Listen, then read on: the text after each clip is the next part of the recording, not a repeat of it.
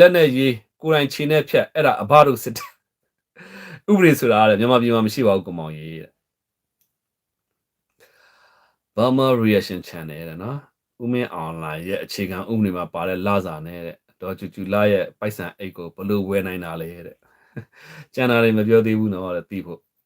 အားလုံးပဲမင်္ဂလာပါကျွန်တော်တို့ channel ကနေကြိုဆိုပါတယ်ကျွန်တော်တို့ channel ဆိုရင်နေ့စဉ်နဲ့ဥပဒေနဲ့ပတ်သက်တဲ့သတင်းတွေသတင်းကောင်းတွေကိုပေးဆက်ပေးနေတာမို့ကျွန်တော်တို့ channel ကို like and subscribe လုပ်ပေးဖို့တောင်းဆိုချင်ပါတယ်နောက်ကြောင်းပြန်ဥပဒေနဲ့တရားရင်ဆိုင်ရဲလားမေးကြည့်လိုက်ပါလူမိုက်ငားတာလားကိုမအေးပါထားပါနော်အဲ့တော့အဓိကအဲ့ဒါကျွန်တော်တို့ကနိုင်ငံတိုးတက်စေချင်တာပါနော်ကျွန်တော်တို့ကတော့အခုချိန်မှာမြန်မာနိုင်ငံရေးအင်အားစုတွေအားလုံးရင်ကြားစေဖို့ပဲကျွန်တော်တို့မျှော်လင့်နေနော်ဆက်လက်ပြီးတော့လည်းဒီလမ်းစဉ်မှာသွားနေမှာ NLD ပါတီနဲ့ပြည်သူပြည်သားတွေတဲ့တေချီနေကြတာတဲ့ပြောပါဦးတဲ့နော်မနက်ဖန်ညအလောင်းယူခိုင်းကိစ္စကိုလည်းပြောပါဦးအေးပေါ့ခက်ပါလေနော်ဒါတွေကဘယ်သူပဲလှုပ်လို့ကျွန်တော်တို့ကစန့်ကြရမှာဖြစ်တယ်ဘယ်နိုင်ငံကဘယ်ရဲဘယ်ရာရှိတွေပဲလှုပ်လို့ပေါ့နော်ဟုတ်တယ်ညဖန်မနက်အလောင်းယူကိစ္စတွေလည်းရှိပါတယ်တချို့လည်းတသားကြီးနဲ့ပြန်လွတ်လိုက်တာတွေရှိတယ်အဲ့တော့ဒါတွေအားလုံးကတရားဥပဒေရဲ့ပြင်ပကိုရောက်နေတယ်နော်တေချီမှုတွေမှာဒါတွေကိုပြန်လည်ပြီးဖော်ထုတ်အောင်ဖြစ်တယ်အခုတက်လာတဲ့အစိုးရအနေနဲ့နော်အဲမနက်ဖန်ညဖန်မနက်အလောင်းယူကိစ္စတွေမှာဒါတွေကိုပြန်လည်ပြီးတော့ဗောနော်မတရားမှုပြုလုပ်ခဲ့တဲ့သူတွေအားလုံးကတရားဥပဒေရဲ့ကင်းကွာခွင့်တွေရနေတာဒါတွေကိုအားလုံးကိုလည်းပြန်ပြီးတော့ဖော်ထုတ်အောင်ဖြစ်တယ်နော်ဘယ်သူပဲလုပ်ခဲ့ဒါနဲ့ပတ်သက်ပြီးတော့တိုင်လာမယ်ပြောလာမယ်ဟေးဆိုလို့ရှိရင်နော်တက်လာတဲ့အစိုးရပေါ့တရားမျှတမှုကိုရှာဖွေနေပေးနိုင်မယ်ဟေးဆိုလို့ရှိရင်တော့ပြည်သူလူထုခံစားနေကြတဲ့ဒေါသမခံကျင်စိတ်တွေပေါ့မခံကျင်စိတ်တွေကိုဖြေလျှော့ပေးနိုင်မယ်လို့ကျွန်တော်တို့မျှော်လင့်နေအဲကြောင့်မို့လို့အခုရွေးကောက်ပွဲကတက်လာမယ့်အစိုးရသည်ဖြောင့်မတ်သောတည်ကြည်သောပွင့်လင်းမြင်သာမှုရှိသောနိုင်ငံကိုကောင်းစေခြင်းသောအမှန်တရားကိုရှာဖွေလိုသောအစိုးရဖြစ်ဖို့ကျွန်တော်တို့ကမျှော်လင့်တယ်ဖြစ်အောင်လဲကျွန်တော်တို့ကတော့ဝိုင်းဝန်းပြီးတော့တဲ့မှတ်သွားမယ်ပေါ့နော်ဝိုင်းဝန်းပြီးတော့ကျွန်တော်တို့ထောက်ပြသွားမယ်ပြောဆိုသွားမယ်ပေါ့ဗျာနော်ကျွန်တော်တို့နိုင်တဲ့အခန်းကဏ္ဍကနေပြီးတော့အဲ့တော့စနညီကိုပြောတယ်ပေါ့နော်မနက်ဖန်ညဖန်မနက်အလောင်းလာယူအဲ့လိုမျိုးကိစ္စတွေအားလုံးကိုအမှန်တရားတော့ပြန်ရှာဖွေရမှာဖြစ်တယ်နော်အဲ့ဒီရဲရရှိတွေအားလုံးလည်းခင်ဗျားတို့မလွတ်ပါဘူးနော်အဲ့ဒီအားလုံးကိုတရားရောက်ကကျွန်တော်စီကိုများပြောလာပြီးတိုင်လာပြီးဟေ့ဆိုလို့ရှိရင်တော့ကျွန်တော်နေမြေနေရာညက်နာအတိအကျနဲ့ကျွန်တော်ဖော်ပြမှာပါနော်အဲ့တော့ဒုတိယကိုဖမ်းပြီးအဲ့လိုနှိပ်စက်မှုမျိုးမလုပ်နဲ့လေဗျာနော်အဲ့တော့ဒါမျိုးတွေကိုလည်းကျွန်တော်တို့ဖော်ထုတ်မှာဖြစ်တယ်ထို့တူပဲခင်ဗျားတို့တော်လိုင်းရေးအားပေးထောက်ခံနေတဲ့သူတွေဘက်ကလည်းတော်လိုင်းရေးမှာခင်ဗျားတို့မတရားမှုတွေရှိတယ်နော်ဒူမျိုးမတရားလိုက်ရိုက်တာတွေမတရားတပ်ဖြတ်နေတာတွေဒါတွေအားလုံးကလည်းခင်ဗျားတို့တော်လိုင်းရေးကရောကျွန်တော်တို့ကဒါမျိုးတတိရှိနဲ့စစ်တပ်ထောက်ခံသူတယောက်အနေနဲ့ဒါတွေကိုပြောဆိုရဲသလိုခင်ဗျားတို့တော်လိုင်းထောက်ခံတဲ့သူတွေရောဘာမှမဆိုင်ညာမဆိုင်နဲ့အသက်ခံရတဲ့နော်ဒီဆရာတော်တွေကျောင်းသူကျောင်းသားတွေဆရာမတွေရဲ့ဒီမတရားမှုလုပ်သွားတဲ့သူတွေအားလုံးကိုဘလို့တရားစီရင်မျိုးခင်ဗျားတို့ပြန်ပြီးတော့တောင်းဆိုပေးမယ်ခင်ဗျားတို့တော်လိုင်းရေးကနေပြီးတော့ဒါလည်းကျွန်တော်သိချင်တယ်နော်ဒါမျှတမှုရှိဖို့လိုတယ်ကိုမောင်ပြောတဲ့အစိုးရတရက်ပေါ်လာခဲ့ရင်တော့ဝမ်းသာစရာပဲဒါမျိုးဖြစ်လာဖို့ကျွန်တော်တို့အများကြီးဝိုင်းပြီးတော့စူးစမ်းမှာဖြစ်တယ်စစ်တပ်မှာကသူတို့လှုပ်ချင်တာမလှုပ်ချင်တာအပထားနော်တို့တူပဲတက်လာတဲ့အစိုးရလှုပ်ချင်တာမလှုပ်ချင်တာအပထားဒါပေမဲ့ဝင်သွားမဲ့ဒီပေါ်လွတ်တော်ကိုယ်စားလှယ်တိုင်းဒီကျွန်တော်တို့ပြင်းလူဘူးစုတွေမဟုတ်ဘူးဒါကိုအမှန်တရားကိုရှာဖွေပေးမဲ့လွတ်တော်ကိုယ်စားလှယ်တွေရှိတယ်ဒီလိုမျိုးလွတ်တော်ကိုယ်စားလှယ်ခင်ဗျားတို့မဲပေးရမယ်နော်မဲပေးပဲခင်ဗျားတို့မှာမဲပေးပိုင်ခွင့်ရှိတယ်ခင်ဗျားတို့ဒီလိုလွတ်တော်ကိုယ်စားလှယ်တွေများလွတ်တော်တွေကိုရောက်သွားဖို့လိုတယ်ဆိုလိုချင်တာကမတရားမှုတွေလုပ်ခဲ့တာကိုဖော်ထုတ်ပေးမဲ့လွတ်တော်ကိုယ်စားလှယ်ဒါခင်ဗျားတို့ဘယ်လိုကောင်းမလဲဆိုတော့ခင်ဗျားတို့ရွေးရမယ်ခင်ဗျားတို့နော်အဲ့တော့ကျွန်တော်တို့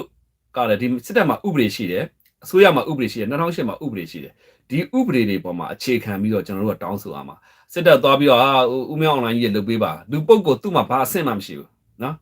်ထို့တူတက်လာတဲ့ဘယ်အစိုးရပေါ့ဗျာလွတ်တော်ကိုယ်စားလှယ်ဖြစ်ဥခင်ကြီးဖြစ်သူ့မှာလည်းဘာအဆင့်မှမရှိဘူးအမှန်တကယ်ကနိုင်ငံကိုအုပ်ချုပ်တာအခြေခံဥပဒေနဲ့အုပ်ချုပ်တာဖြစ်တယ် အဲ့တော့အခြေခံဥပဒေရထောက်ပြမယ်နော်အခြေခံဥပဒေရခိုင်းစီမယ်ဆိုရှင်သူတို့ကလုပ်ကိုလောက်အောင်မှာဖြစ်တယ်ပြည်သူလူထုကခိုင်းစီပြီးလုပ်လောက်အောင်မှာဖြစ်တယ်အဲ့တော့ပြည်သူတွေဝိုင်းတောင်းဆိုလာပါလိမ့်မယ်နော်အဲ့ဒီဘယ်လိုခေါ်မလဲဆိုတော့ရေခင်းကာလာကမတရားလုပ်ခဲ့တော့ရဲတွေစစ်သားတွေဒါတွေအားလုံးထောက်ထားနာမည်အတိအကျရောက်လို့ကတော့ကျွန်တော်တို့ကတော့လက်တွန့်နေမှာမဟုတ်ဘူးနော်ကျွန်တော်တို့ဆက်လက်ပြီးတော့ဖော်ထုတ်သွားမှာဖြစ်တယ်နောက်ဆုံးပိတ်ကစစ်တပ်ကရေးမယူရင်တော့မှပဲပြည်သူလူထုကရေးယူလိမ့်မယ်အဲ့လိုအထစ်စင်တီကိုရောက်မှာဖြစ်တယ်အဲ့တော့ခင်ဗျားတို့ဒီရွေးကောက်ပွဲနဲ့အစိုးရတည်းရပေါ်လာရင်ကျွန်တော်တို့ဝိုင်းပြီးတောင်းဆိုသွားမှာဖြစ်တယ်ပေါ့နော်အဲ့တော့ကျွန်တော်လည်းမျှော်လင့်ပါတယ်တက်လာတဲ့အစိုးရဒီဥခင်ပြောသလိုပေါ့ပွင့်လင်းသောနိုင်ငံအတွက်တရားမျှတမှုရှာဖွေပေးမဲ့အစိုးရတည်းရဖြစ်လာဖို့ကျွန်တော်တို့ဆက်လက်ပြီးတော့ဝိုင်းဝန်းရံသွားမှာပါနော်ကျွန်တော်တို့အဖြစ်ရှိတရားကိုပြောရပေမဲ့လည်းကျွန်တော်စနာပြောသလိုပေါ့ဒီကျွန်တော်တို့ဒီနိုင်ငံကောင်းမှုတော့ကတော့တက်လာတဲ့အစိုးရနဲ့လက်တွဲရမှာပါနော်မဖြစ်နိုင်ဘူးကိုမောင်းနဲ့ဖြစ်နိုင်ပါတယ်ဖြစ်နိုင်မှာမပူပါနဲ့နော်အဲ့တော့ဒါတရားခံရှိတယ်ဗျာအားလုံးရှိတယ်ဗျာနော်တဲလွန်သားတွေထောက်ထားတယ်အကုန်လုံးရှိတယ်ဗျာဥပဒေရှိတယ်ဗျာအဲ့ဒါမှမလုပ်ဘူးဆိုလို့ရှိရင်ဒီအစိုးရကနိုင်ငံတကာမှာတိတ်ခါထက်ကြမှာပေါ့ဗျာနိုင်ငံတကာကသူတို့အတိအမှတ်ပြုဒါတွေကိုဖော်ဆောင်ပေးနေခြင်းအပြင်နိုင်ငံတကာအတိအမှတ်ပြုမှုတွေရလာမယ်နိုင်ငံတကာမှာတကယ် INGO တွေရှိတယ်ဗျာဥပဒေရေးရာ INGO တွေရှိတယ်လို့ဒီအမှုခင်းနဲ့ပတ်သက်တဲ့ INGO တွေရှိတယ်ဒီလိုဖွဲ့စည်းတွေကအတိအမှတ်ပြုလာမယ်ဟဲ့ဆိုလို့ရှိရင်နိုင်ငံကတန်ကင်းတမန်ကင်းတွေကိုတက်လာတဲ့အစိုးရကဝင်ရောက်ဒီရေစည်းကြောင်းတွေကိုဝင်ရောက်သွားနိုင်မှာဖြစ်တယ်ဒီဖွဲ့စည်းတွေထောက်ခံမှုရပြီဆိုတာနဲ့တန်ကင်းတမန်ကင်းပွင့်လာမယ်စီးပွားရေးလမ်းကြောင်းတွေပွင့်လာမယ်ဒါစီးပွားရေးလမ်းကြောင်းပွင့်ဖို့နိုင်ငံပြန်လည်ထူထောင်ဖို့အတွက်အကောင်းဆုံးကျွန်တော်တို့ဘယ်လိုခေါ်မလဲလမ်းကြောင်းတစ်ခုပဲပေါ့နော်ဖြစ်လာမှာပါ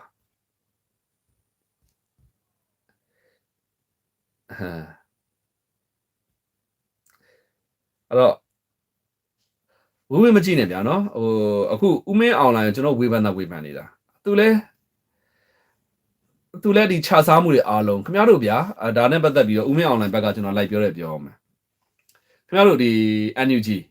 အခုချိန်ကြီးခြားစားမှုတွေအားလုံးကိုဖော်ထုတ်နိုင်တာလည်းမရှိဘူးခြားစားမှုတွေကိုအေးအေးယူတဲ့ရန်နေရလည်းမရှိဘူးနော်ကိုထောက်ဖို့ကတခါတည်းဘာအလုံးမလုပ်ပဲနဲ့နော်တန်းနဲ့ချီပြီးအိမ်တန်းနဲ့ချီတန်တဲ့အိမ်တွေဝင်နိုင်တယ်နော်တချို့ထောက်ဖို့တွေချမ်းသာနေတာတွေရှိတယ်ဒါတွေကိုတော့မှခင်ဗျားတို့ NUG ကဖော်ထုတ်နိုင်ခြင်းမရှိဘူးအရေးယူနိုင်ခြင်းမရှိဘူးထောက်ဖို့ဖြစ်ကနေပြီးတော့ထောက်ဖို့လက်မှတ်ရုပ်သိမ်းပါတယ်ဆိုပြီးတော့ပြောပိုင်ခွင့်လည်းမရှိဘူးအဲ့တော့ NUG ဟာ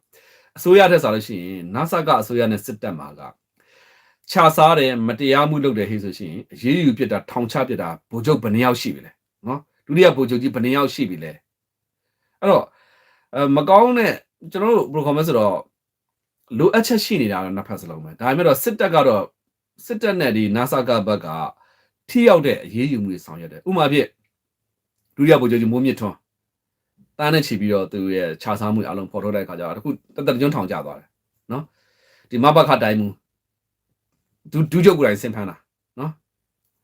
ခြားစားမှုတွေအဲ့တော့ခြားစားပါတယ်ဆိုတဲ့သူတွေအားလုံးကိုစစ်တပ်ကရေးယူပြီးတော့အချုပ်ထဲထည့်နိုင်တယ်ခင်ဗျားတို့ NUG ကခြားစားပါတယ်ဆိုတဲ့ထောက်ဖို့တယောက်လောက်တော့မှပဲအရေးယူနိုင်တာမရှိဘူးအဲ့တော့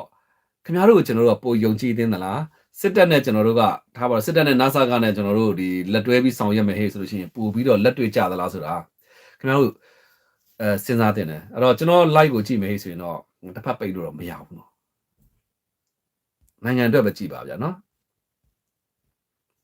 ်ကိုဗစ်တုန်းကတဲ့ဆေးရုံဆေးကန်းကအစအကုန်ပိတ်ပြီးတော့ပြည်သူတွေတေအောင်တတ်တဲ့စစ်တပ်လို့ပြောချင်တာဟလာ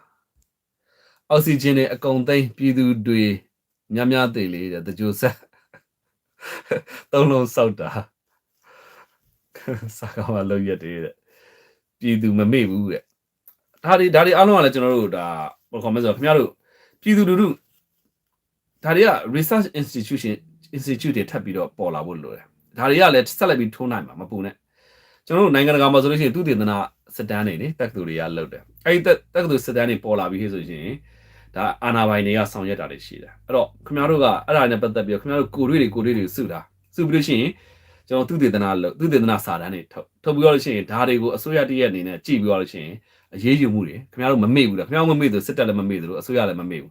မတရားလုပ်တဲ့သူတွေမှန်များကိုဖော်ထုတ်လိုက်မယ်နော်အဲ့တော့နောက်ဆုံးပေးပေါ့ဗျာနော် ဒါလွတ်လပ်ပွင့်လင်းသွားပြီဟေ့ဆိုလို့ရှိရင်လွတ်လပ်ပွင့်လင်းစွာပြောဆိုပိုင်ခွင့်ရှိသွားပြီအဲ့ခင်ဗျားတို့အချက်လက်မှန်ဖို့လိုတယ်မှန်ပြီဆိုလို့ရှိရင်စစ်တပ်နဲ့ဒီအစိုးရတက်လာတဲ့အစိုးရကဘာမှမလုပ်ဘူးဆိုရင်တော့မှပြည်သူကဒဏ်ခတ်လိုက်မယ်နော်ခင်ဗျားတို့တေချာတိကျဖို့တော့လိုတယ်ဟိုသူများစကားမှာလမ်းဆုံးနေတဲ့သူမဖြစ်ဖို့လည်းလိုတယ်ပေါ့နော်